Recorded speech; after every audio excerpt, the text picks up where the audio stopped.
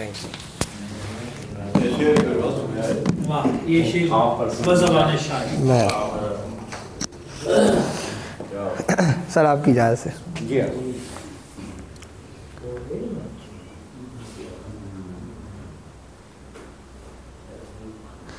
इसी शेर से आपकी फरमाइश। शहर से हो या कहीं दूर मज़ाफ़ात से हो, शहर से हो या कहीं दूर मज़ाफ़ात से हो, दोस्त मुखलिस हो नसब चाहे किसी ज़ात से हो।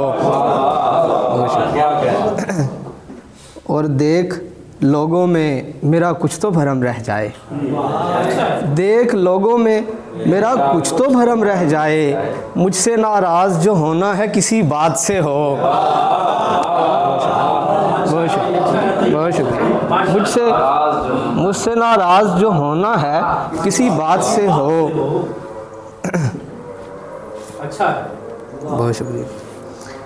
मैंने पूछा ही नहीं ऐसी भी क्या जल्दी है, वाह वाह वाह वाह। मैंने पूछा ही नहीं ऐसी भी क्या जल्दी है, बस उसे जाने दिया उसने कहा जल्दी है।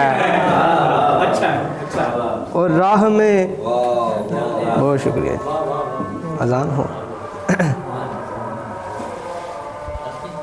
अजान